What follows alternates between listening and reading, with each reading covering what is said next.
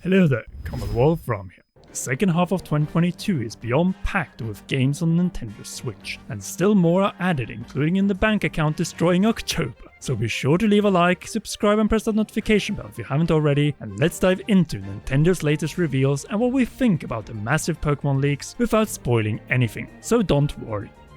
The time until late June was a time of waiting, while July is the month of new reveals, release date announcements and even actual releases.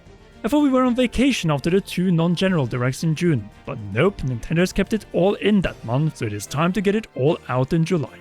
With the exception of Zelda Breath of the Wild 2 naturally, or anything else tied to Zelda or Metroid for that matter.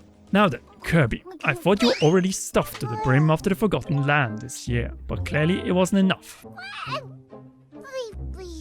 So still this summer, we're getting Kirby's Dream Buffet, a combination of Fall Guys, which by the way is free to play now on the Switch, past Kirby racing games and Mario Party. Now it has to be said that this is a Nintendo Switch eShop exclusive release, which immediately makes me a little skeptical, and it is a little odd that we don't get the release date right away, especially since the game was revealed in summer with our release in, well, the same summer. That is unless it is launching day and date with the September Nintendo Direct. Hint hint. Joking aside, it is clear that Nintendo is trying to capitalize on the success of Kirby and the Forgotten Land, and with the 3DS no longer around, these type of Kirby games had to eventually come over to the Nintendo Switch. Either way, as long as it will not be a $60 release, then I will gladly get it. Here is hoping for $40, especially if it also comes out in the very beginning or second half of September. That could work for a release of this game, though to be completely honest, I think the perfect window would be mid to late August. Alongside with other eShop related releases such as Mario Kart 8 Deluxe DLC Wave 2 and maybe something more, since August is rather empty at this point. Then again, we will all be playing Zelda Chronicles 3 until Splatoon 3 anyway. You know, until September, when we might finally get the general Nintendo Direct that we've been missing since February, which has been pieced up between June and July so far. So we will see where Kirby's Dream Buffet will end up in the end. Speaking of months with games, October. And in my humble opinion, this quality third-party month is reaching the stage where there are way too many games too close to each other. I thought this after the June Nintendo Direct Mini Partner Showcase, and I definitely think so now after Bayonetta 3 has been confirmed for Friday, October 28. It is the mature Halloween release with a long-hair witch with two modes, cloth and skin mode to satisfy demons and angels alike. Pretty much all we have wanted all along, and the new trailer hints that this will be a worldwide adventure from New York to Tokyo, with great looking graphics for being on the Switch, which is quite impressive for such a wider experience that will go way beyond those two cities. On top of that, our favorite hack and slash Umbra witch is joined by a brand new witch, Viola. A girl named Viola. She sent me to find you. All to save the world from a new threat in an over-top quest that looks and be even more refined and polished than Bayonetta 2 was on the Wii U and the Switch. Speaking of, Bayonetta 1 is also getting a physical release on September 30th, since it was only available up to this point in a digital format, and not as a standalone title on the Switch, and you should definitely play the two prior games before jumping into this one. Maybe not so much for the story, as it doesn't matter as much, but definitely for the gameplay.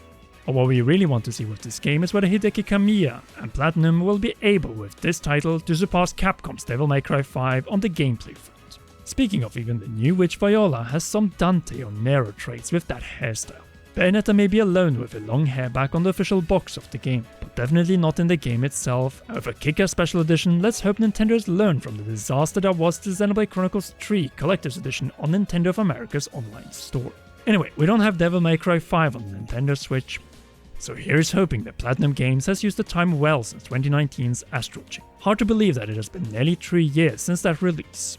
Who am I kidding? This is Platinum and their baby Bayonetta. Of course it will be great. But with that being said, we will still review it brutally honest at the end of October. All for a great Halloween and to celebrate that all games given release years by Nintendo in their directs in 2021 to come out in 2022 will come out in 2022. As previously in March we had Kirby and the Forgotten Land, we have Splatoon 3 on Friday, September 9th, Mario + Rabbids Sparks of Hope on Thursday, October 20th, and now Bayonetta 3 on Friday, October 28th. Oh wait, I forgot about a certain game that got a 2022 release date in a Nintendo Direct in 2021, the sequel to The Legend of Zelda Breath of the Wild, which has been obviously delayed to spring 2023. And following Bayonetta 3's October confirmation, it is the only game that got a 2022 release in a Nintendo Direct in 2021 that has been pushed out of 2022. It looks like this year we can't get a general direct, instead we're stuck with Nintendo Indirects for the major exclusive titles, also known as Twitter Directs. Though I hope we are soon done with them unless Pokemon is next. The more we realize it will be impossible to play Zelda, since we have Xenoblade Chronicles 3 in the end of July, Splatoon 3 taking September, Mario + Rabbids and Bayonetta claiming October along with other third-party games, and naturally Pokemon Scarlet and Violet keeping November as the month of Pokemon. They only borrowed it to Zelda in 2020 for Age of Calamity, but that was just because they didn't have any physical release that year. Other than that, they claimed November in 2016, 2017, 2018, 2019 and 2021, and November 18, 2022 belongs to Pokemon Scarlet and Violet, a game that has leaked so hard 4 months prior to release that it isn't funny.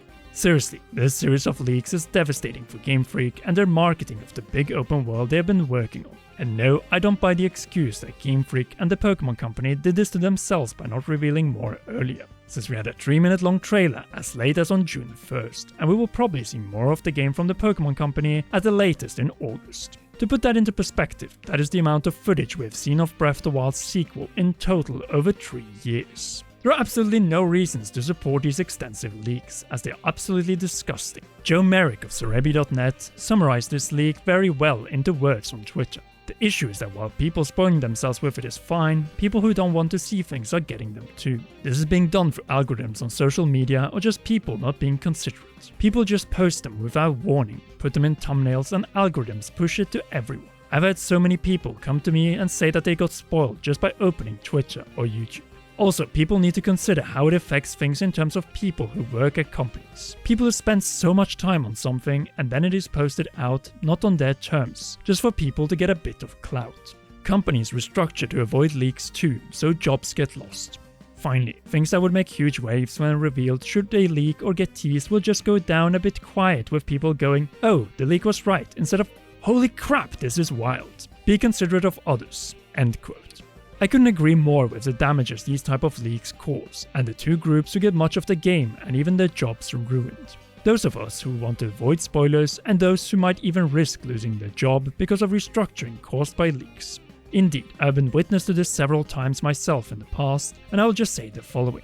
Do not under any circumstances support this disgusting act that aims to spoil the game for everyone several months prior to release, ruining much of the hype and in the worst way possible. Blurry, low-res images of what should have debuted in a full HD trailer and with an audience reacting and celebrating said reveals. Not being ruined by a text blurb or just blurry images. The Pokemon community has failed this test based on the number of uploads that we have seen in recent days. Then why be mad about leaks and spoilers of a fictional video game? Simple, since here we're talking about leaks starting with the name of the game's region, before spoiling all gym leaders, aka the bosses in every Pokemon generation, new mechanics, brand new Pokemon, a long list of evolutions of Pokemon including the starters Peartato, Fuecoco and Quaxley, story details and so much more for people who want to avoid them. I refuse to show it, since once, it is in terrible visual quality that doesn't deserve to be presented in this state, and 2, I respect the work of others, and the right to bring the goods to the table when they decide the time is right. All of this should have debuted in high quality trailers, instead of the crap that is posted and uploaded by impatient Pokemon fans, who have had more games than any other Nintendo franchise in the last decade. Not only that, Pokemon is the only franchise with 2 big story-driven releases this year, and the first of them is already among the most liked Pokemon games in the over 25-year-long history of the series. Naturally, I'm talking about Pokemon Legends Arceus. The lesson that needs to be taken from this massive spoiler of a leak thread, which I absolutely don't want to see with Breath of the Wild 2 despite the long wait for information, is that we need to follow the rules. Sooner or later, the Pokemon Company and definitely Nintendo will pull out the strikes that will terminate those who spread visual content of their unpublished work.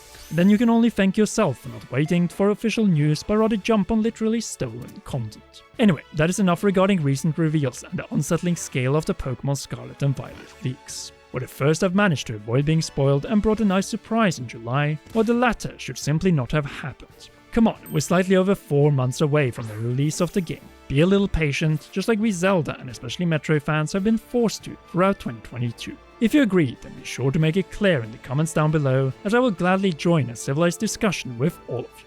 Leave a like, subscribe and press the notification bell as we have plenty of upcoming Nintendo Switch game reviews, Pokemon and Zelda videos planned for the rest of the year. And last but not least, a big thanks to all our patreon.com/Comeron patrons, and in particular to our royal producer Charles Shash. You rock, and please enjoy one or both of these two awesome videos.